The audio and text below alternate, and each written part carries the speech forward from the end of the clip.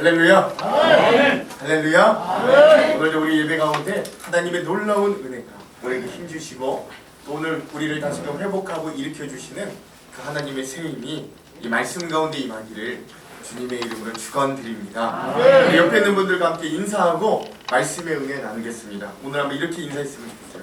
샬롬, 예수님의 평화가 우리 가운데 가득하기를 소망합니다. 시작. 샬롬, 예수님의 평화가 우리 가운데 가득하기를 소망합니다. 재밌는 얘기라고 해야 될까요? 감동스러운 얘기라고 해야 될까요? 하나 좀 이야기를 안 할 수 없어서 나누고 갑니다.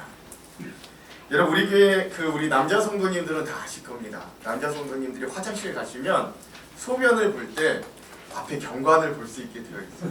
저희 화장실 얼마나 좋은지 우리 교회는 화장실도 좋습니다. 우리 교회 예배당도 좋습니다. 이렇게 멋진 예배당이 어디 있어요? 사시사철 이 배경이 이렇게 너무나도 멋지게 보이기는. 근데 여러분 설교 시간은 그거 보면 안 됩니다.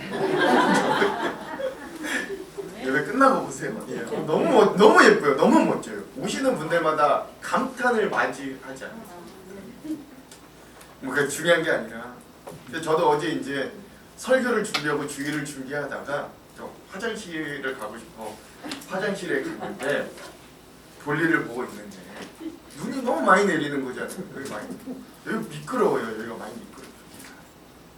재밌는 광경이 하나 펼쳐지는데 검은색 벤츠 아주 좋은 차 굉장히 비싼 차 그게 여기를 가는데 못 가는 거예요. 못 갑니다. 근데 뒤에 이제 차들이 막 또 못 따라오는데 그 좋은 차가 여기를 못 가요. 막 미끄러지고 있는 겁니다. 그러니까 뒤에 있는 차에서도 운전자가 내리고 또 어디서 이렇게 검은 옷을 입으신 어떤 한 분이 갑자기 나타나셔가지고 그 못 가고 있는 검은 벤츠를 같이 막 여러 명이서 막 밀어주시는 거예요. 알고 봤더니 그 검은 옷 입은 분이 누구신 줄 아세요? 이은철 닮은. 네. 우리 동네 통장님. 예, 우리 동네 통장님. 그분이 저는 와 대단하다. 저분 어디서 저렇게 나타나가지고 갑자기 저 차를 저렇게 밀어주시는지 그게 장로님이시더라고요. 제가 그렇지 않아도 이 평화, 이 땅에는 평화 이 설교를 막 준비하고 있었는데 그 모습을 보면서 그래 뭐 다른 거 뭐 그런 게 평화를 이루는 게 아니라 그냥 모른 척 할 수도 있잖아요. 그냥 알아서 잘하겠지 이렇게 할 수도 있는데 그렇게 그 어려운 차를 도와주니까 또 뒤에 있는 차들도 안전하게 갈 수 있는 그런 역할을 감당하신 우리 장로님의 모습을 보면서 우리 그리스도인의 삶이 저런 거지. 우리가 뭐 특별한 게 있나? 우리가 그렇게 살아가는 거지. 그런 것들을 또 하나님이 굳이 보게 해주시는 겁니다. 좀 나누고 싶고 우리도 좀 그런 삶을 살자. 그런 평화를 좀 이루자. 그런 모습들을 좀 나누고 싶었습니다. 오늘 우리는 예수님의 성탄을 기다리면서 이 대림절 기간을 보내고 있습니다. 이번 주면 이제 성탄절이 다가옵니다. 특별히 우리 지난주부터 시작해서 2주간 우리가 저 벽에 붙어있는 저 하늘에는 영광, 땅에는 평화가 되는 이 예수님의 탄생의 의미를 좀 되새기는 시간들을 가지고 있습니다. 그래서 오늘 우리 이 예수님의 오심이 오늘 이번 주는 또 우리 땅에는 어떻게 평화가 되는가 우리 이 부분들에 대해서도 좀 함께 나누고자 합니다. 여러분 우리 기독교 신앙이 이 구약 시대에서 신약 시대로 넘어오는 기준점은 바로 예수님께서 이 땅에 오셔서 자신의 구원 사역을 완성하심으로 그 역사가 구약에서 신약이 되었습니다. 그렇죠? 이거 다 아시죠? 예.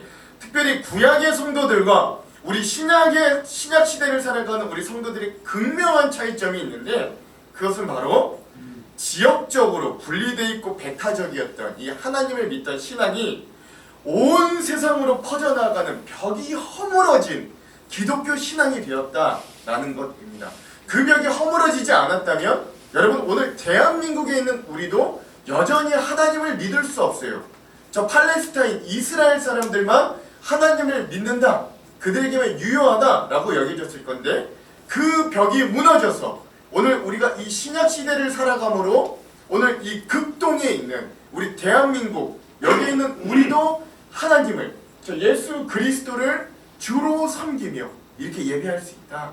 굉장히 큰 차이점입니다.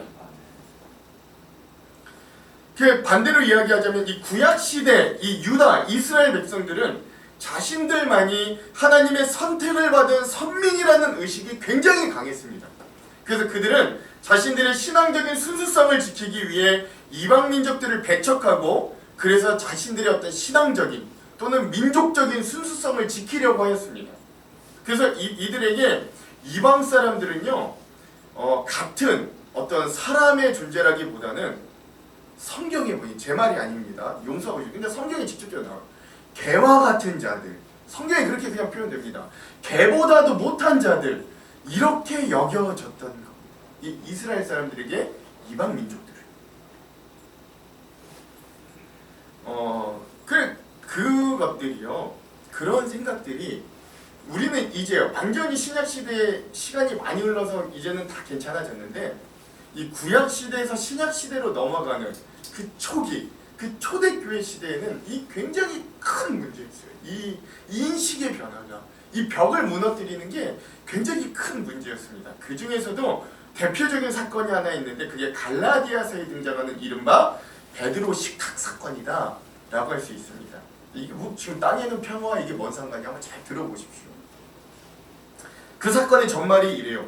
초대교회 시절 예루살렘을 중심으로 뜨거운 성령이 임재가 있었고 그 이후로 교회 공동체가 폭발적으로 성장하기 시작했습니다. 이 모습을 가장 잘 나타내주는 부분이 어디냐면 사도행전 2장 44절에서 47절인데요. 좀 길지만 우리가 다 같이 한번 읽겠습니다. 한번 읽어볼게요. 시작! 믿는 사람이 다 함께 있어 모든 물건을 서로 공유하고 또 제사와 수를 하라 각 사람의 도리를 따라 나누어주며 날마다 마음을 같이하여 성전에 모이기를 힘쓰고 집에서 떡을 떼며 기쁨과 순전한 마음으로 음식을 먹고 하나님을 찬미하며 또 온 백성에게 칭송을 받으니 주께서 구원받는 사람을 날마다 더하게 하시리라. 여러분 저는 오늘 우리 한장로교회 모습이 이런 모습이 되었으면 좋겠습니다. 그래서 저는 수년 내에 이런 모습이 될 줄로 믿습니다. 지금도 이러고 저렇게 잘하고 있다고 저는 믿습니다. 즉 예루살렘에 믿는 자들이 왜 세상 사람들이 이렇게 교회로 몰려들어왔을까요? 왜? 무슨 이유 때문에? 저는 분명히 하나 확신하는 게 있어요. 뭐냐? 이 당시 초대교회 세상에 있던 사람들이 교회로 구름대와 같이 몰려들었던 이유는 이 예루살렘 초대교회 공동체가 세상 사람들과는 확연하게 다른 삶의 모습을 보여줬기 때문이에요. 여기 보면 잘 나타납니다. 다 소유를 나누고, 그렇죠? 매일 날마다 모여서 떡을 떼고 기뻐하고, 그렇죠? 그 안에서 예배함으로 사람들의 변화가 일어나고 이런 은혜들이 거기에 넘치는 거예요. 그런 놀라운 변화들이 거기에 있으니 세상 사람들 보기에도 야 저기가 천국이구나, 야 저기 뭔가 다르구나 여겨지게 되는 거예요. 거길로 몰려들게 되었다라는 것이죠. 이 복음의 능력이 이 작은 동네 예루살렘을 넘어서 온 유대, 사마리아 그리고 땅끝까지 이르기 시작하였습니다. 그리고 그 복음은 그리고 그런 이 폭발적인 성장이 있고 난 이후에 그 중심에 두 명의 사도가 등장합니다. 뭐 12사도가 있지만 그 중에서도 특별히 두 명의 핵심적인 지금으로 치면 목사님 같은 분들이죠. 한 분은 이 유대인을 중심으로 한 예루살렘 교회의 수장인 베드로 사도가 등장합니다. 그리고 또 한 부류는 어디냐? 이방인들.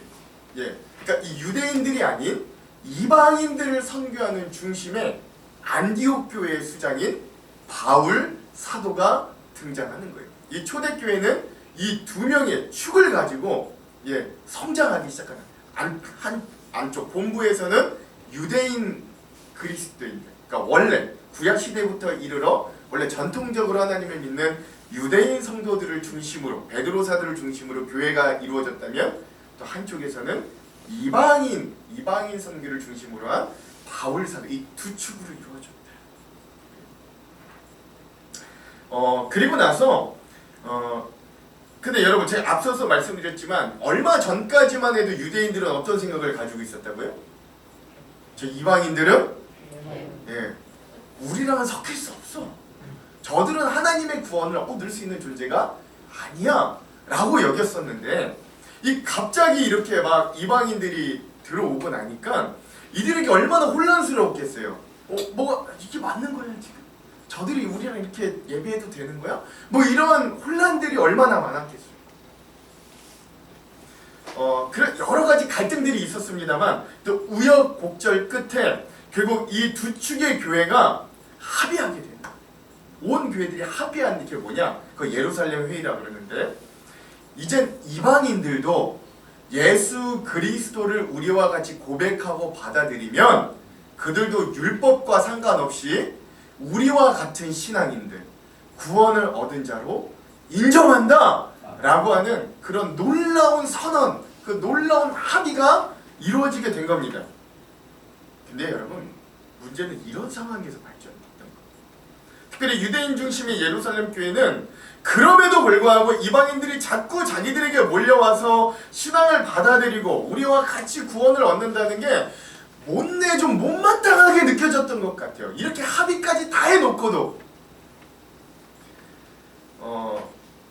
그런데 어디서 이 바울이라는 사도 자기네들 때려잡던 사람이 갑자기 등장하더니만 이 바울이 적극적으로 전 세계 복음을 전하여 교회를 세우기 시작하는 거죠. 심지어 이제는 이 교회의 수라든가 교세라든가 어떤 이 교회 또는 교인의 수가 이제는 유대인 그리스도인들보다 이방인 교회와 이방인 성도들의 수가 훨씬 더 많아지게 되는 겁니다. 그러다 보니까 어떤 일들이 일어나느냐, 예루살렘 교회가 굉장히 힘들고 어려울 때 오히려 이 이방인 교회의 도움을 받게 되는 거예요.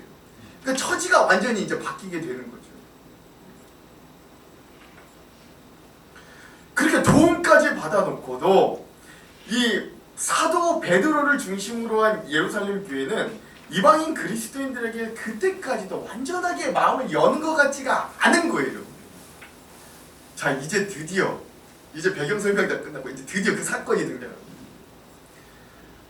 그런 갈등이 완전히 폭발하게 보여진 사건인데 그게 바로 안디옥 식탁 사건입니다. 사진 한번 보여주시죠. 예, 이런 사건인데 어느 날 이 사도 베드로가, 그러니까 유대인 교회의 수장이었던 사도 베드로가 이 이방인 교회 중심이 안디옥 교회로 방문하게 되었습니다. 뭐 특별한 연유가 나와 있지는 않는데 제 생각엔 아마도 이게 상황이 이러다 보니까 이 베드로 사도가 이 이방인 사도들과 교류하기 위해서 일부러 찾아왔던 것 같아요. 그리고 그 자리에 이 베드로 목사님과 이방 그리스도인 성도들과 함께 한 자리에서 식탁 교제를 나누게 되었습니다. 한참 같이 밥을 먹고 있는 거예요. 근데 이게 옛날 같으면 상상할 수 없는 거예요. 유대인들은 이방인들과 뭐 같이 있는 것도 있는데 같이 식사를 한다? 이거는 엄청나게 큰 일이거든요. 문제는 그렇게 이제 베드로 사도가 이방인 출신의 그리스도인들과 함께 식탁에서 밥을 먹고 있는데 그때 하필 예루살렘 교회에 야고보라고 하는 장로님이 계셨어요. 그 장로님이 영향력이 엄청 컸거든요. 그 장로님이 보내신 사람들이 이 안디옥 교회에 도착하게 된 겁니다. 그랬는데 문제는 뭐냐, 이 베드로 사도가 그 예루살렘 교회에서 이 야고보 장로님이 보낸 사람들이 도착하니까 아유, 내가 이방인 그리스도인들과 같이 밥 먹는 거 아유, 이거 보여주면 안 되지. 아유, 이건 들키면 안 되지 하고 밥을 먹다 말고 그냥 나가버린 거예요, 그 자리를. 유대인은 이방인과 같이 식사할 수 없다라고 하는 이 예전 유대인 규정 때문에 그랬어요. 즉, 온 교회가 이제 이방인 성도들을 받아들이고 그들도 교회의 한 일원으로 인정하였음에도 불구하고 아직까지도 초대교회 내에서 심지어 사도들의 수장이라고 하는 베드로까지도 이방인 그리스도인들에 대한 어떤 벽과 차별이 남아있었다라는 걸 여실히 보여주는 장면이지요. 여러분 한번 생각해 보십시오. 제가 여러분들과 같이 식사 자리 하고 있는데 갑자기 뭐 어떤 여러분들이 이해할 수 없는 이유로 제가 갑자기 여러분들의 식사 자리에서 그 자리를 이탈했다고 생각해 보십시오. 아무런 말도 없이 그냥 갑자기 여러분들과 밥 먹는 게 부끄러워서, 여러분들과 밥 먹는 게 뭔가 찜찜해서, 누군가 보기 그래서 제가 여러분들 그 자리에서 그 자리에 나갔다고 생각해요. 여러분들의 심정은 어떻겠어요? 여러분들의 마음은 어떻겠어요? 그 자리에 있었던 이방인 성도들의 마음은 과연 어떻겠어요? 그래서 후에 이 사실을 알았던 사도 바울이 베드로 사도의 면전에서 이 베드로 사도를 막 책망했던 일이 바로 이 안디옥 식탁 사건의 전말입니다. 저는 이 사건을 보면서, 이 성경에 나와 있는 사건을 보면서 세상은 고사하고 우리 교회 내에서도 우리가 완전히 다른 이들을 받아들이고 인정하고 용납하는 것, 그 벽을 무너뜨린다는 게 얼마나 어려운 것인가 새삼 깨닫게 되는 거예요. 예수를 만났다고, 예수를 전한다고, 내가 그 예수를 위해 온 삶을 다 던졌다고 이야기하는 베드로 사도마저도 그 벽을 깨버리기가 얼마나 어려운가 이 사건을 통해 다시 한번 심각하게 깨닫게 되는 거예요. 그 예수님은요, 살아생전에 어떻게까지 하셨냐? 세리와 죄인들과 함께 어울리면서 그렇게까지 그 제자들에게 함께 벽을 깨는 거다, 우리가 함께 어울리는 거다, 그 시청각적으로 보여주셨기까지 했는데도 그 주님을 따른다는 사람들은 또 어찌나 서로가 서로를 분리하고 차별하는가.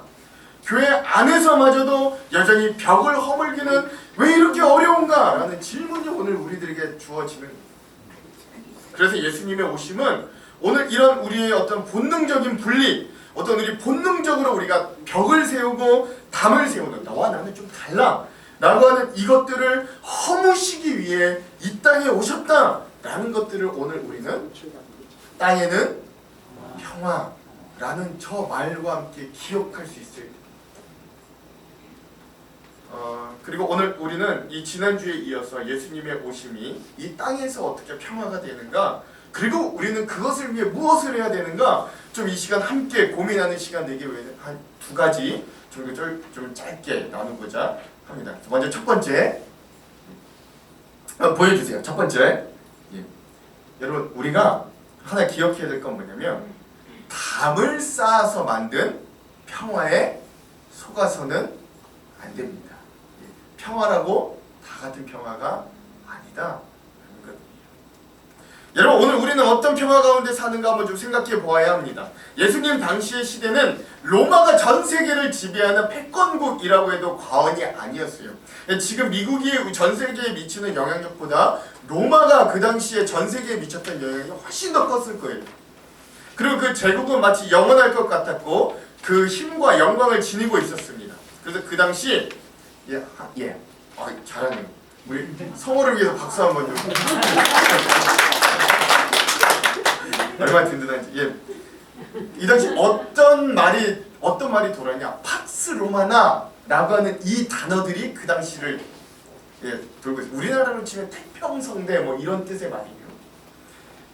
즉 로마의 평화라는 말이 돌았습니다. 이 말의 뜻은 로마 제국이 막 초기에 전쟁을 통해 영토를 막 확장하면서 이제는 그것이 거의 끝나가자 이제 자신들이 가지고 있던 그 영토의 평화를 누렸다. 그래서 한 100년에서 한 200년 정도 전쟁이 거의 없었던 시기, 그런 시기를 팍스 로마나라고 이야기한다고 해요. 그 많은 역사적인 기록을 보면 이 시기가 고대 로마 역사상 유례없는 태평성대 시기였다고 합니다. 그런데 여러분 엄밀히 이야기하자면 이 로마의 평화는 어떤 평화예요? 로마 제국의 시민들에게는 태평성대였는데 더 엄밀히 따지고 보면 이 로마 제국의 지배를 받고 있던 식민지 백성들에게는 이 로마의 평화를 유지하기 위해 로마의 폭력, 착취, 압제 이런 것들로 고통을 받던 거짓 평화였다라고 할 수 있는 거예요. 그래서 이 팍스 로마나라는 단어는요, 이후에 지금까지도 역사가들에 의해서 강대국의 폭력에 의해서 가짜 평화가 등장할 때 지칭하는 뜻으로 많이 사용되는 게 이 단어입니다. 그러니까 사실 진짜 평화가 아니고 위장된 가짜 평화를 의미할 때 이 팍스 로마, 그 뭐 뒤에 로마를 빼고 뭐 팍스 아메리카, 뭐 팍스 차이나 뭐 이렇게 해서 많이 사용되는 게 바로 요 단어입니다. 즉 오늘 우리 인간의 평화라는 게 이런 거예요. 모든 사람들이 평화야 평화가 아니라 누군가는 그 벽 안에서 달콤한 열매를 누리고 누군가는 그 벽 밖에서 희생을 통해 평화를 이어가는 것. 오늘 우리는 그걸 평화라고 이야기합니다. 마치 오늘 우리의 상황이 대입해 보자면 오늘 우리도 이런 비슷한 시대에 살고 있는데 우리는 팍스 뉴클리어라고 할 수 있는 핵무기라고 할 수 있죠. 여러분 제2차 세계대전이 끝나고 미국과 소련이 냉전 시대를 가질 때 왜 3차 대전이 일어나지 않았는지 아십니까? 많은 요인들이 있습니다만 핵무기의 등장이 3차 세계대전이 일어나지 않았던 주요 원인 중에 하나라고 보통 많은 학자들이 이야기합니다. 왜냐하면 무시무시한 핵무기를 통해 전쟁이 일어나면 서로가 멸망할 게 자별할 것이었거든요. 그러니까 서로가 핵무기를 가지고 위협은 하지만 멸망을 향한 전쟁이 이 거대한 파멸이라는 핵무기를 통해서 억제되는 거짓 평화가 나타나는 거예요. 그래서 여러분 생각해 보십시오. 어떤 나라들이든 조건만 된다면 미국이 허락만 해준다면 핵무기를 가지고 싶어가지고 안달이 나잖아요. 그렇죠? 당장 우리 위에 있는 나라도 그렇잖아요. 그 핵무기 가지려고 그 핵무기 가져가지고 어려움을 당해도 어떻게든 그거 가지고 있으려고 하잖아요. 그리고 그 핵무기의 힘이 곧 전쟁을 억제한다고 우리는 어리석게 믿고 있어요. 근데 여러분 어떤 학자가 이런 말 하더라고요. 온 지구를 몇 번이고 멸망시킬 수 있는 그 핵무기들을 이미 쌓아놓고 우리는 평화라 칭하는 어리석음 가운데 살아간다 라고 이야기하는 거예요. 그리고 그걸 못 가진 나라는 어떻게든 그걸 더 좀 만들고 싶어하는 평화를 오늘 우리는 지향하는 겁니다. 이미 지구를 몇 번이고 멸망시킬 핵무기가 있는데도 그거 더 만들지 못해서 그거 더 못 가져가지고 안달인 이 평화의 세상을 살고 있는 거예요. 이 오늘 우리가 누리는 평화의 실체예요. 즉 큰 힘, 거대한 벽을 세워서 억지로 얻어내는 평화가 오늘 우리가 누리는 평화의 실체다라고 해도 과언이 아닌 거예요. 뭐 이런 어떤 국제적이거나 거국적인 상황이 아니어도 오늘 우리의 사소한 현실로 돌아와도 마찬가지인 거예요. 오늘 우리는 얼마나 많은 벽을 가지고 평화를 만들어내는가 한번 생각해 보십시오. 여러분 오늘 우리가 누군가와 동질감을 얻기 위해 얼마나 노력하는지 한번 기억해 보십시오. 특별히 내가 친해지고 싶은 사람과는 더 그래요. 그래서 우리는 누군가와 만나면 그렇게 동질감을 찾으려고 애를 쓰는지 모르겠어요. 같은 성씨를 만나면 왜 그렇게 반가운가. 저는 박씨 중에서도 얼마 없는 반남박이라 반남박씨를 만나면 그렇게 반가운 거예요. 다 밀양박씨인데. 같은 고향 사람을 만나면 왜 그렇게 더 반가운가. 같은 대학교 출신, 같은 세대. 야 나는 X세대, 너는 MZ세대, 같은 세대. 같은 정치 성향. 너 그 당 지지해? 나도 그 당 지지해. 같은 정치 성향. 심지어 여러분 우리 한국 교회들도 교단이 어디 있는가를 유난하게 심각하게 따지는 사람들이 있어요. 그래 마치 다른 교단에 있는 사람들은 이단인 것 마냥 그 사람들은 다른 교단에 있는 사람들은 예수 제대로 안 믿는 것처럼 여기는 외골수적인 신앙인들도 있습니다. 되게 우려스러운 사람들. 즉 혈연의 벽, 학연의 벽, 신분의 벽, 인종의 벽, 성별의 벽, 세대의 벽, 좌우의 벽, 인맥의 벽 등 우리의 평화는 아이러니하게도 이런 벽들을 통해 만들어지는 거예요.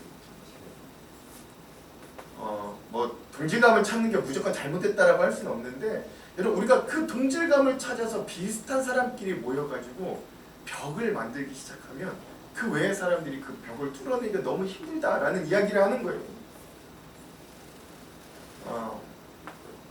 저는 이게 한 몇 교회들을 거쳐오면서 그 교회들에서 참 안타까운 일들을 자주 발견하는 게 뭐냐, 대부분의 성도들이 어떤 교회에서 일을 맡아 하는데 꼭 자기하고 코드가 맞는 사람하고만 일을 하려는 경향이 있다라는 겁니다. 나하고 말이 잘 통하는 사람, 나하고 잘 놀 수 있는 사람하고만 친해려고 한다는 성향이 굉장히 깊은. 근데 여러분 이건 하나님이 원하시는 관계 방법은 아닙니다. 우리 예수님께서는 그런 식으로 자신의 사역을 진행하신 적이 한 번도 없었어요. 그분은 그것이 누구든 어떤 출신이든 어떤 성별이든 심지어 그가 세리이든 창기이든 사마리아인이든 이방인이든 그가 귀신 들린 자든 상관없었어요. 로마의 백부장이든 상관없었어요. 그분은 모두를 만나셨고 모두를 상대하셨고 모두와 어울리셨고 모두를 고쳐주셨어요. 그러므로 오늘 우리는 먼저 담을 쌓아 만든 평화에 속아서는 안 돼요.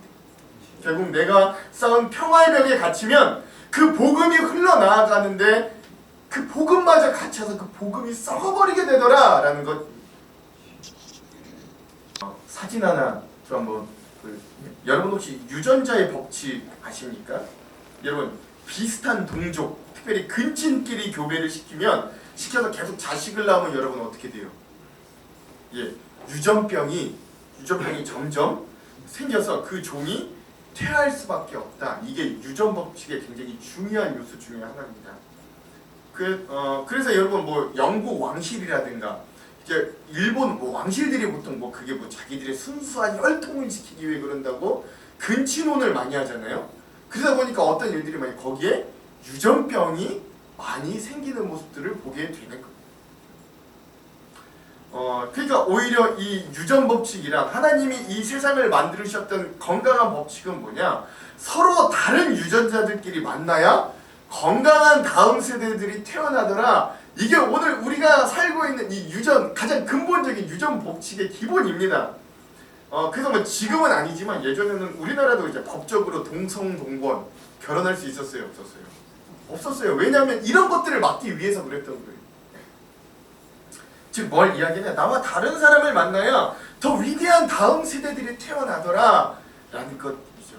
오늘 우리 공동체는 이런 다양함을 인정할 수 있는, 벽을 좀 허물 수 있는 이 평화의 공동체가 되기를 주님의 이름으로 축원합니다. 우리 옆에 있는 분들과 함께 좀 이렇게 한번 인사했으면 좋겠어요. 벽을 쌓아 만든 평화에 속지 맙시다. 시작. 벽을 쌓아 만든 평화에 속지 맙시다. 자, 그렇다면 두 번째, 오늘 그러면 예수님이 이루신 진짜 평화는 어떤 평화냐? 담을 허무신 화평이다. 이걸 또 왜 저는 평화라고 안 하고 거꾸로 화평이라고 하는가? 이것도 한번 잘 보시기로. 그러나 오늘 이 땅에 오신 예수님의 사역의 큰 목적 중에 하나가 바로 이건데요. 다 같이 에베소서 2장 13절에서 14절을 한번 읽어볼게요. 예수님이 이 땅에 오신 중요한 이유 중에 하나입니다. 시작. 이제 전에 멀리 있던 너희가 그리스도의 안에서 그리스도의 주로 가까워졌느니라. 그는 우리의 원수이시라. 둘로 하나를 만드사 원수된 곳 곧 중간에 막힌 남을 자기 육체로 하시고. 아멘. 그렇죠. 분명 예수님은 이 땅에 뭘 하기 위해 오셨대요? 벽을 허물기 위해 오셨대요. 그리고 그것이 오늘 우리에게는 화평의 열매가 되는 거예요. 그렇다면 예수님이 허무신 벽들이 있습니다. 뭐가 있는가 여러분 한번 잘 살펴보십시오. 먼저 첫 번째, 죄의 벽을 허무셨어요. 여러분 이 죄의 벽은요 특별히 누구와 누구를 가로막았을까요? 하나님과 우리 인간과의 관계를 가로막았어요. 그런데 예수님이 자기의 몸을 던져 십자가에 자신을 내어주심으로 그 죄의 벽을 허무셨어요. 하나님과 우리가 화해하도록 인도해 주셨어요. 그 예수님이 십자가에 달려 죽으셨을 때 지성소에 있던 뭐가 찢어졌대요? 휘장이 찢어졌대요. 휘장이 찢어졌어요. 즉 구별되어 있다. 우리가 함부로 나아갈 수 없었다는 거, 하나님의 공간이 우리에게 이렇게 열려진 겁니다. 그러니까 여러분 지금 우리가 이렇게 예배당에 직접 나가서 요 강단이 지성소고 뭐 거기가 성소 이런 게 아니라 다 지성소예요. 여기가 다 지성소라고요. 우리 신약시대 교회는 여기가 다 지성소라고요. 우리가 이렇게 지성소에 나와서 죽지 않고 예배드릴 수 있는 건 주님이 자기의 몸을 던져 그 휘장을 찢었어요. 벽을 허무셨기 때문에 주님 하나님과 우리가 화해가 그 벽을 죄의 벽을 무너뜨리셨기 때문에 그런 거죠. 또 하나, 우리 예수님은요 신분의 벽도 허무셨어요. 우리 예수님 별명이 뭐였어요? 먹기를 탐하는 자, 세리와 죄인의 친구가 이게 예수님의 별명이었어요. 예수님은요 친구 중에서도 사람들이 가장 경멸하는 세리와 어울렸어요. 예수님은 어울리는 것도 그냥 고관 백작들과 어울리시는 게 아니라 사람들이 제일 혐오하는 창기들, 창녀들과 어울리셨어요. 즉 예수님은요, 그 세상 사람들이 싫어하는 벽을 나누는, 계급을 나누는 그 신분의 벽도 무너뜨리고 그들과 함께 더불어 먹고 어울려 주셨어요. 즉 신분의 벽이 예수님을 통해 무너졌어요. 또 우리 예수님은요, 성별의 벽도 무너뜨려 주셨어요. 여러분 잘 보시면 아세요. 예수님 주변에 성경을 읽어보시면 예수님 주변에 재정적으로 또는 사역의 전반적으로 후원자들을 살펴보면 물론 12명의 남자 제자들이 있지만 수많은 여성 제자들이 있다는 걸 우리 어렵지 않게 찾아볼 수 있습니다. 예수님이 부활하시고 가장 먼저 찾아간 사람도 남자 제자들이 아니에요. 여자 제자들에게 먼저 보이고 찾아가요. 누가복음 8장에 보면 요한나, 수산나, 마리아 등 이런 여인들이 다 예수님 주변에 일하면서 소유로 섬겼다라고 이야기하는 거예요. 자, 이게 뭘 이야기하냐? 지금은 다른데 이 당시만 하더라도 여자는 사람의 수로도 치지 않았던 시절이거든요. 그런 시절. 그런데 예수님은 그러한 성별에 구애받지 않으시고 모두를 품으셨고 사랑해 주셨고 심지어 그들을 사역의 자리로 초청해 주셨다. 성별의 벽도 무너뜨리셨다라는 걸 알죠. 우리 예수님은 시간과 공간의 벽도 허물어 주셨어요. 우리 예수님이 승천하신 후에 너희를 도울 보혜사 성령님을 보내신다고 말씀하셨거든요. 그리고 이 성령님의 영은 공간과 시간의 제약을 받지 않고 우리가 직장에 있든 가정에 있든 어디를 있든 우리를 만나 주시는 거예요. 우리가 주님과 동행할 수 있도록 인도해 주시는 거예요. 언제나 어디서나 하나님이 우리와 함께 하신다는 그 임마누엘의 약속을 성령님을 통해 지켜주심으로 주님은 시간과 공간의 벽도 우리에게 허물어 주시는 거예요. 마지막, 심지어 예수님은요, 가장 어려운 벽, 가장 마지막 벽, 혈연의 벽마저 무너뜨리시는 거예요. 예수님이 제자들에게 가르치고 계실 때 예수님의 어머니와 친형제들이 예수님을 찾아오던 때가 있었습니다. 한창 제자들에게 복음을 전하던 예수님께 한 제자가 와서 그 소식을 전하는 거예요. 예수님, 밖에 예수님의 어머니와 형제분들이 와 계십니다 라고 소식을 전하는 거예요. 그때 예수님 방 안에 있고 예수님 방 밖에 형제들이 있었죠. 근데 그 예수님이요,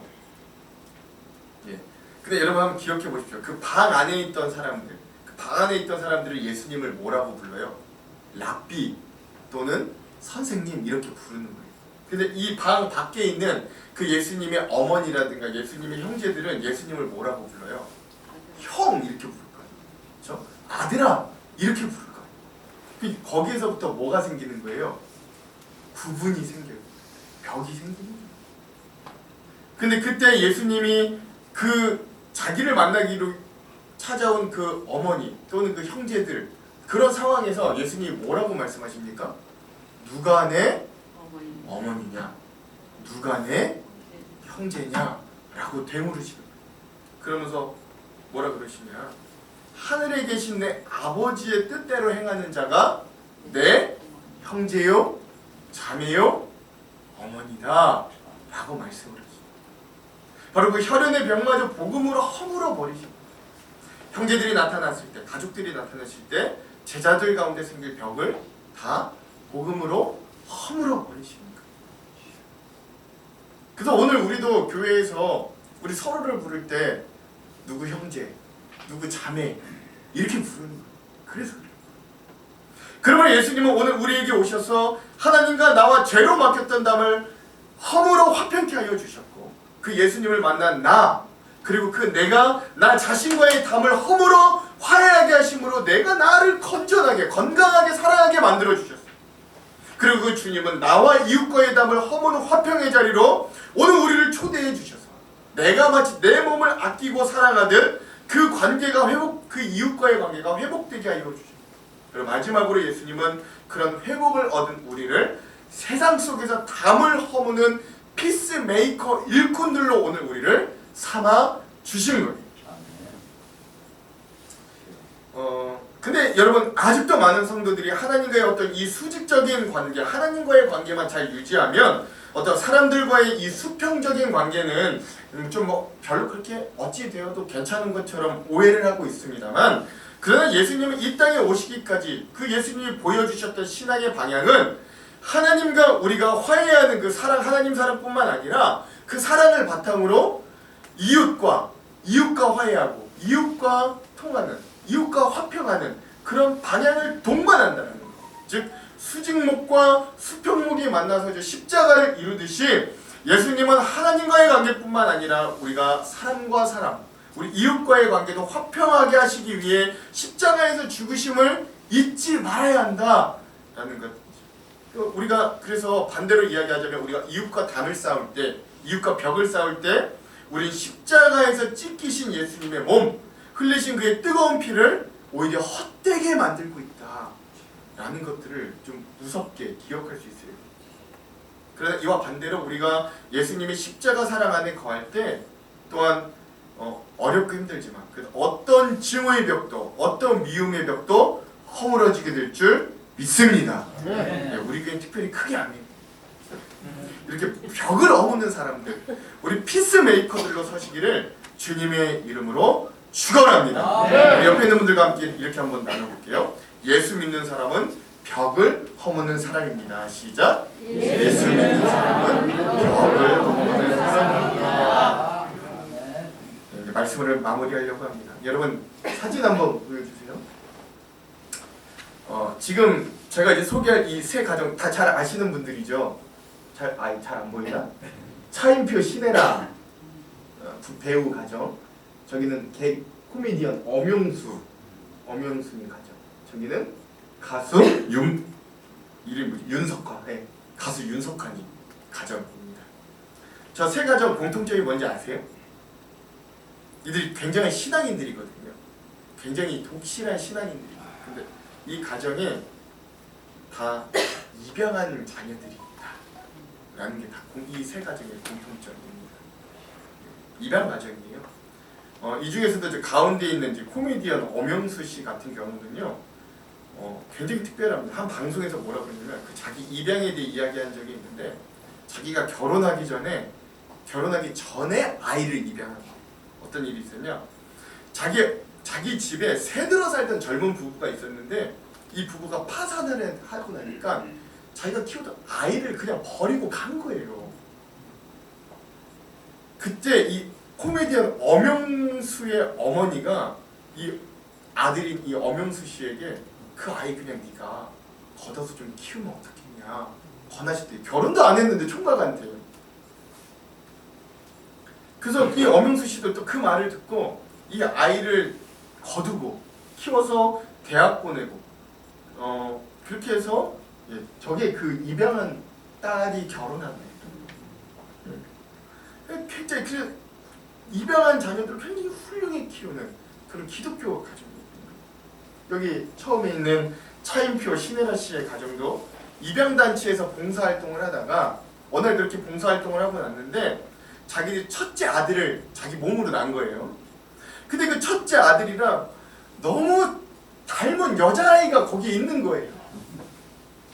집에 왔는데 그 얼굴이 하루다른 걸 잊혀지지가 않더래요. 그래서 그 남편인 차인표 씨하고 같이 심사숙고한 끝에 그 아이를 입양하게 한 겁니다. 근데 이 여자아이를 한 명을 데리고 와서 보니까 그 신혜라 씨 마음에 이 여자애 혼자면 외로울 텐데 자매가 있었으면 좋겠다. 자매로 봤으면 좋겠다 라는 마음이 또 들더래요. 그래서 또 한 2, 3년 지나서 또 여자아이 한 명을 입양하게 됐다.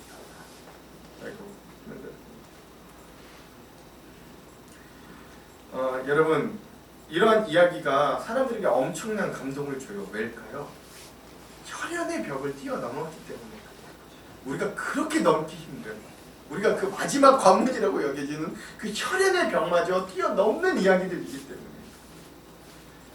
그래서 보통 입양할 때 이 아이를 아기 때부터 데리고 와서 입양 사실 숨기는 경우가 많은데, 이 가정들의 특징은 다 그 입양한 자녀들에게 입양 사실을 어렸을 때부터 알려주면서 키웠다는 거예요. 그리고 얘기해 주는 거예요. 너는 우리 가정에 입양된 아이야. 그렇지만 넌 내가 가슴으로 낳은 아이야. 가슴으로 낳은 자식. 사랑하는 성도 여러분, 이게 얼마나 멋집니까?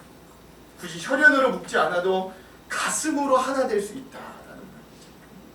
혈연이 없이도 가족이 될 수 있다는 걸 삶으로 보여준 멋진 신앙인들의 이야기이죠. 가장 깊고 두꺼운 혈연의 벽마저 뛰어넘게 해줄 수 있는 이 어떤 신앙인들의 놀라운 사랑의 이야기들, 오늘 우리는 좀 기억할 수 있습니다.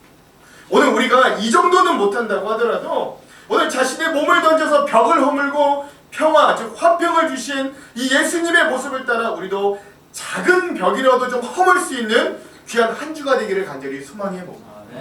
그 벽을 허물어서 그 허물어진 틈으로 예수님의 향기가 모락모락 나도록 애쓰는 삶을 한번 살아보시기를 여러분 도전드립니다. 다가오는 한 주 우리가 그런 주님의 오심을 기대하면서 우리 화평케 하는 자들이, 벽을 허무는 자들이 되어 놀라운 은혜로 삶을 승리하며 살아가는 우리 모두 되기를 주님의 이름으로 축원합니다. 축원합니다. 우리 다 같이 주는 평화 함께 찬양하고 합심으로 기도하도록 하겠습니다.